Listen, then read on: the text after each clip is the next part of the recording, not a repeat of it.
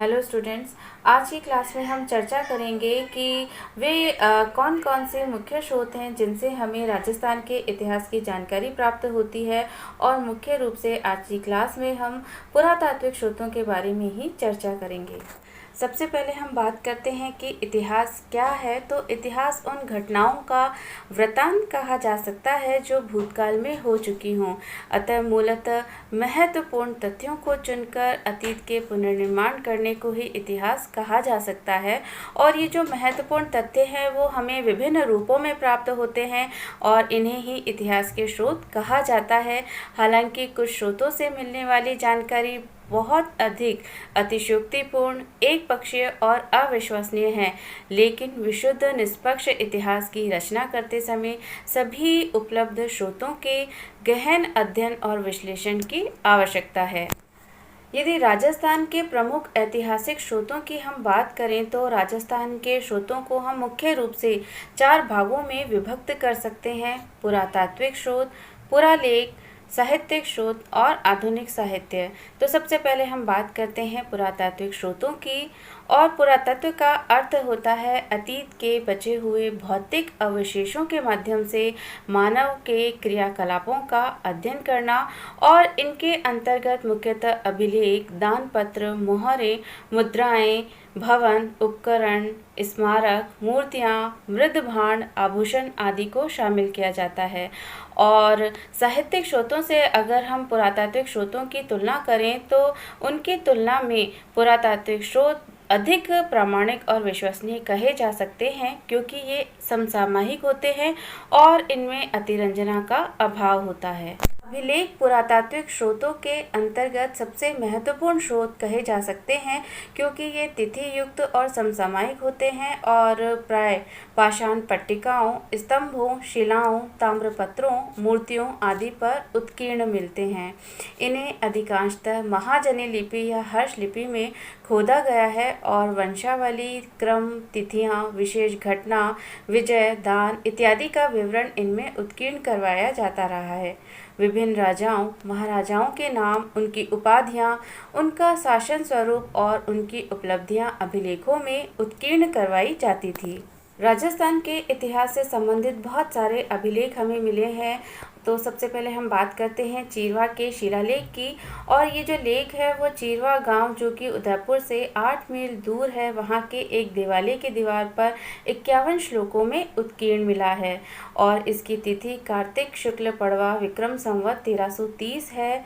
इसमें गुहिल वंशीय बापा, पद्म सिंह, जेव सिंह, तेज सिंह और समर सिंह राजाओं की उपलब्धियों का उल्लेख है।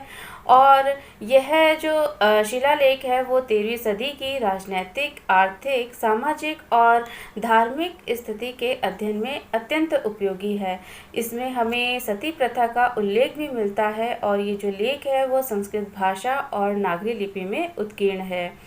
दूसरा जो महत्वपूर्ण शिलालेख हमें मिला है वो है घौसुंडी का शिलालेख। और यह शिलालेख चित्तौड़गढ़ के घौसुंडी गांव से मिला है और यह लेख संस्कृत भाषा और ब्राह्मी लिपि में उत्कीर्ण है। और ये राजस्थान का भागवत संप्रदाय से संबंधित प्राचीनतम अभिलेख माना जाता है। बिजोलिया शिलालेख बिजोलिया गांव के पार्श्वनाथ मंदिर के समीप एक चट्टान पर उत्कीर्ण मिला है और इसकी भाषा संस्कृत है और इसका समय 1170 ईस्वी है। ये जो लेख है वो मूलतः दिगंबर जैन श्रावक लोलाक ने पार्श्वनाथ के मंदिर और कुंड निर्माण की स्मृति में लगाया था, लेकिन इसमें सांभर और अजमेर के चौहानों की उपलब्धियों का भी वर्णन हमें मिलता है।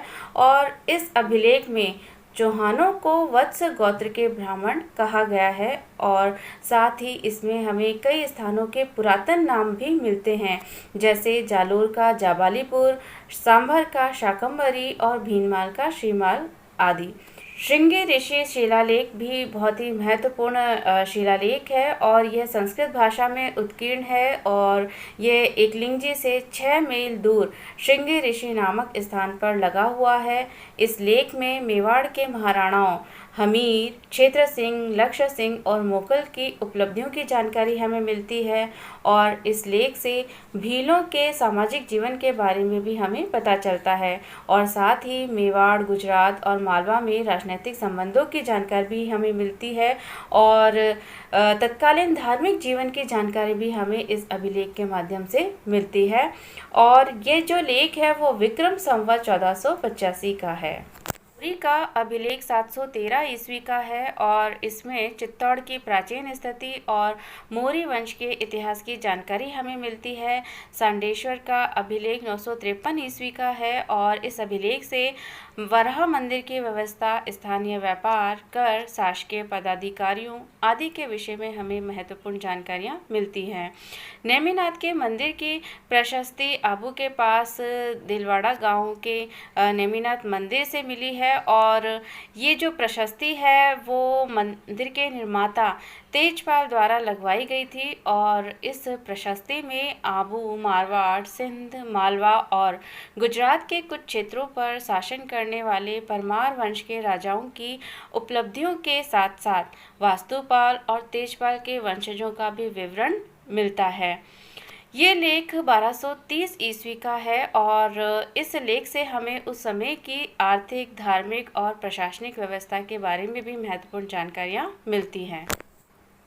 रणकपुर प्रशस्ति अभिलेख 1439 ईस्वी का है और ये जैन मंदिर के बाएं स्तंभ पर उत्कीर्ण है।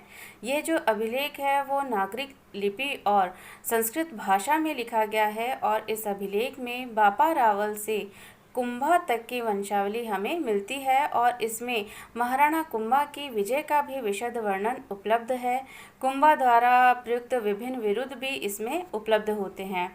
कुंभलगढ़ का शिलालेख 1460 ईस्वी का है और इसमें मेवाड़ के महाराणा की वंशावली विशुद्ध रूप से हमें मिलती है।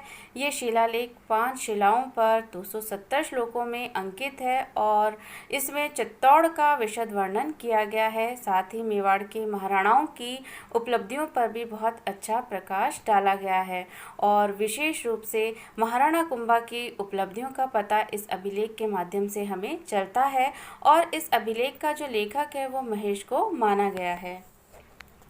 कीर्ति स्तंभ प्रशस्ति 1460 ईस्वी की है और इसके जो लेखक हैं वो भी महेश ही हैं। इसमें 187 श्लोक माने गए हैं और इसमें बापा, हमीर और कुंभा का वर्णन विशद रूप से किया गया है। इस प्रशस्ति में कुंभा को दान गुरु, राजगुरु और हाल गुरु विरोधों से अलंकृत किया गया है और इससे राणा कुंभा द्वारा रचित साहित्यिक ग्रंथों का भी हमें पता चलता है। मेवाड़ के महाराणा राज सिंह द्वारा निर्मित राजसमंद नामक विशाल झील के तट पर उनके आदेश पर रणछड़ भट्ट ने संस्कृत में एक महाकाव्य की रचना कर उसे 25 बड़ी बड़ी श्याम रंग की शिलाओं पर उत्कीर्ण करवाकर लगवा दिया और इस महाकाव्य को ही राज प्रशस्ति कहा जाता है। और ये जो प्रशस्ति है वो संस्कृत भाषा में है लेकिन इसमें कई स्थानीय और फारसी शब्दों का भी उपयोग किया गया है और इस प्रशस्ति में मेवाड़ के प्रारंभिक राणाओं की उपलब्धियों के साथ साथ कुंभा, सांगा, प्रताप आदि महाराणाओं की उपलब्धियों का वर्णन भी हमें मिलता है। ये प्रशस्ति 1676 ईस्वी की है और मेवाड़ के राजनीतिक और सांस्कृतिक इतिहास के निर्माण के दृष्टिकोण से यह प्रशस्ति बहुत अधिक उपयोगी सिद्ध हुई है। इन अभिलेखों के अलावा भी हमें बहुत सारे अन्य अभिलेख प्राप्त हुए हैं जिनमें 925 ईस्वी का दुर्गराज अभिलेख से पुष्कर के तीर्थ स्थान का हमें पता चलता है और 946 ईस्वी के प्रतापगढ़ अभिलेख से तत्कालीन सामाजिक धार्मिक स्थिति के साथ साथ तत्कालीन कृषि अवस्था का भी पता हमें चलता है। सोमेश्वर द्वारा रचित नाटक ललित विग्रह नाटक भी शिलाओं पर उत्कीर्ण है और ये चौहानों का इतिहास जानने का प्रमुख स्रोत है। कुमारपाल का समेदेश्वर का लेख चालुक्य वंशीय नरेशों की विजय के बारे में बताता है। 1152 ईस्वी का अल्हण देव के किराड़ू अभिलेख से हमें पता चलता है कि हर मास में अष्टमी, एकादशी और चतुर्दशी को जीव हत्या प्रतिबंधित थी। 1274 ईस्वी के रसिया की छत्री और 1285 ईस्वी के अचलेश्वर के अभिलेख से तत्कालीन धार्मिक, सामाजिक, शैक्षणिक अवस्था का पता हमें चलता है। बीकानेर प्रशस्ति बीकानेर नरेश राय सिंह के समय की है और ये संस्कृत भाषा में उत्कीर्ण है। आमेर का शिलालेख आमेर के कछवाहा राजवंश के इतिहास के निर्माण में बहुत महत्वपूर्ण कहा जा सकता है और इसमें कछवाहा शासकों को रघुवंश तिलक कहा गया है। विराट का लेख ढूंढाड़ भाषा में विराट की छत्री पर उत्कीर्ण है और जिसे छत्रमल के भतीजे सावलदास द्वारा उत्कीर्ण करवाया गया था। राजस्थान में जब दिल्ली के सुल्तानों का प्रभाव जमने लगा तो मस्जिदों, दरगाहों व कब्रों पर फारसी भाषा में अभिलेख उत्कीर्ण किए जाने लगे। इन अभिलेखों से दिल्ली के सुल्तानों की राजस्थान विजय यात्राओं का तो पता हमें चलता ही है। इसके साथ ही तुर्क व मुगल शासकों की विजयों के परिणाम स्वरूप राजस्थान पर पड़े राजनीतिक प्रभाव का भी बोध हमें होता है और तत्कालीन सामाजिक, आर्थिक और सांस्कृतिक स्थिति की भी अच्छी जानकारी मिल जाती है। अजमेर स्थित अढ़ाई दिन के झोपड़े में जो 1200 ईस्वी का अजमेर अभिलेख मिला है उससे हमें पता चलता है कि अबू बकर नामक व्यक्ति के निर्देशन में इस मस्जिद का निर्माण करवाया गया था।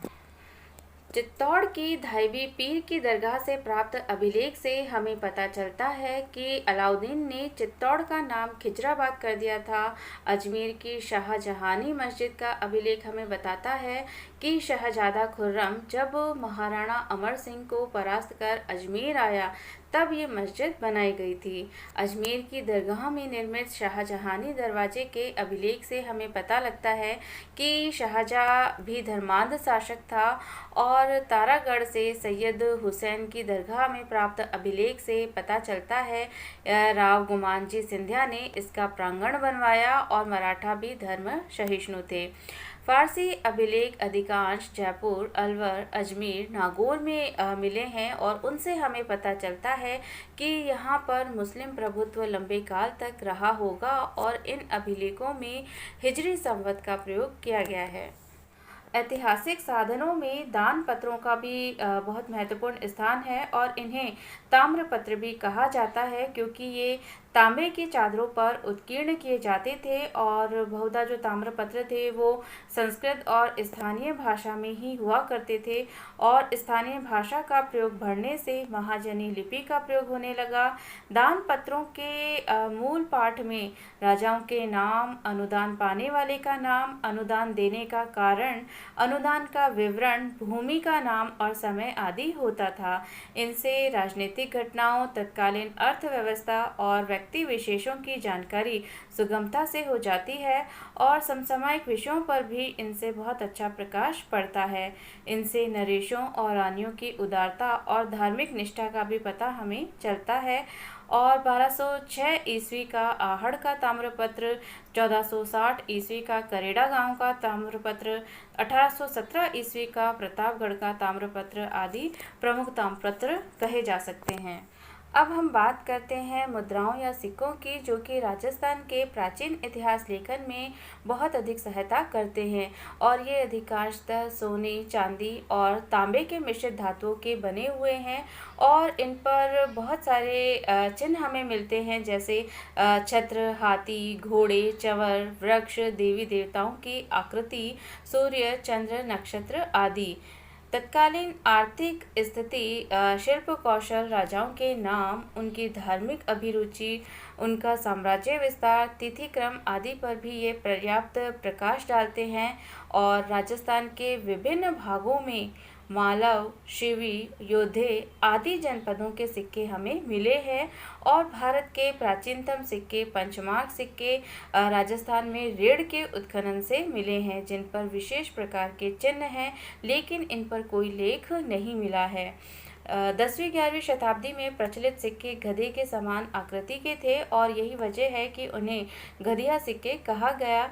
महाराणा कुंभा के चांदी और तांबे के सिक्के हमें प्राप्त होते हैं। मुगल शासनकाल में जयपुर में झाड़शाही, जोधपुर में विजयशाही सिक्कों का प्रचलन हुआ और मेवाड़ के सिक्के स्वरूप शाही, जैसलमेर के अखेशाही, बीकानेर के गजशाही, करौली के माणकशाही, डूंगरपुर के सालिम शाही, अलवर के राव शाही और झालावाड़ के मदन शाही, धौलपुर के तमांचा शाही, कोटा के गुमान शाही सिक्के हमें मिलते हैं। राजस्थान के इतिहास की जानकारी प्राप्त करने हेतु भवन, दुर्ग, मंदिर, स्तूप, स्तंभ जैसे स्मारक, चित्रकला, मूर्तिकला और उत्खनित पुरावशेष बहुत मददगार सिद्ध होते हैं और इनसे हमें तत्कालीन सामाजिक, धार्मिक और सांस्कृतिक इतिहास की महत्वपूर्ण जानकारियाँ मिलती हैं। उत्तरी राजस्थान के हनुमानगढ़ जिले में कालीबंगा के पुरातात्विक उत्खनन में अनेक भग्नावशेष हमें मिले हैं, जिनसे हड़प्पा संस्कृति के बारे में हमें पता चलता है। और विराटनगर में बीजक पहाड़ी पर मौर्य युगीन बौद्ध स्थापत्य के पुरावशेष क्षेत्र में बौद्ध केंद्र का होना सिद्ध करते हैं। हर्ष माता का मंदिर, आभानेरी देव सोमनाथ का मंदिर, सोम नदी के तट पर सास बहू का मंदिर, नागदा, दिलवाड़ा का मंदिर, आबू, पुष्कर, चित्तौड़ और झालरापाटन के सूर्य मंदिर, किराडू और ओसिया के मंदिर, बारडोली और दराक के मंदिर तत्कालीन सभ्यता, धार्मिक विश्वास व्यक्त करते हैं। अमजेरा, कल्याणपुर और जगत, आभानमेरी, मंडोर, ओसिया, बारडोली, कोटा, बसेरी, सैंचुली, रंगमहल, मुंडा पीर, सुल्तानरी, थड़ी आदि स्थानों से प्राप्त मूर्तिकला के अवशेषों का यदि हम सूक्ष्म रूप से अवलोकन करें तो तत्कालीन धार्मिक और सामाजिक इतिहास के अनुसंधान में उनसे पर्याप्त सहायता मिलती है। चित्तौड़गढ़, जैसलमेर, कुंभलगढ़, गागरोन, रणथंभौर, आमेर, जालोर, जोधपुर आदि दुर्ग तत्कालीन सुरक्षा व्यवस्था पर तो प्रकाश डालते ही हैं, साथ ही उस समय के राज्य परिवार और जनसाधारण के जीवन स्तर को भी ये प्रदर्शित करते हैं। राजस्थान की अरावली पर्वत श्रृंखला में और चंबल नदी घाटी में नदी कगारों के रूप में हमें बहुत से ऐसे शैलाशय मिलते हैं जिनमें प्रागैतिहासिक काल के मानव द्वारा प्रयोग में लिए गए पाषाण उपकरण, अस्थि अवशेष और अन्य पुरा सामग्री प्राप्त हुई है। इन शैलाशयों की छत, भित्ति, कभी कभी फर्श आदि पर इस प्रकार की कलाकृतियाँ दिखाई देती हैं जो रंगों या कठोर उपकरणों द्वारा कुरेद कुरेद के बनाई गई हैं और इन्हें शैल कला तथा चित्रांकन को शैल चित्र कहते हैं। ये शैल चित्र तत्कालीन मानव द्वारा विभिन्न प्रकार के रंगों से बनाए गए हैं और तत्कालीन मानव ने शैलाशयों की दीवारों पर विभिन्न प्रकार के दृश्यों का बहुत अच्छे ढंग से चित्रांकन किया है, जिनमें सर्वाधिक हमें आखेट दृश्य ही उपलब्ध होते हैं और तत्कालीन आखेटक जीवन के विभिन्न पक्ष जैसे उपकरणों के प्रयोग की विधियाँ, उनके प्रकार, जीव जंतुओं की प्रजातियां और पर्यावरण आदि की जानकारी हमें प्राप्त होती है। चंबल नदी घाटी क्षेत्र के कन्यादह, रावतभाटा, अलनिया, दरा, बूंदी जिले में छाजा नदी, विराटनगर, सोहनपुरा, हरसौरा, डडीकर आदि में हमें बहुत सारे चित्रित शैलाशय मिले हैं और राजस्थान में अन्वेषण और उत्खनन में प्राचीन कालीन अनेक सामग्रियां हमें उपलब्ध हुई हैं, जैसे पाषाण उपकरण, मृद भांड, धातु उपकरण, अस्त्र शस्त्र, बर्तन, आभूषण, जिनसे हमें प्राचीन कालीन संस्कृतियों के विकास क्रम को समझने में बहुत अधिक सहायता मिलती है। आहड़, गणेश्वर, बालाथल, बागोर, सांभर आदि से प्राप्त पुरावशेषों से तत्कालीन जीवन के बारे में बहुत अच्छी जानकारी हमें मिलती है। तो इस प्रकार आज की क्लास में हमने मुख्य रूप से पुरातात्विक स्रोतों के बारे में चर्चा की। अगली क्लास में हम पुरालेखीय स्रोतों, साहित्यिक स्रोतों और आधुनिक साहित्य के बारे में चर्चा करेंगे।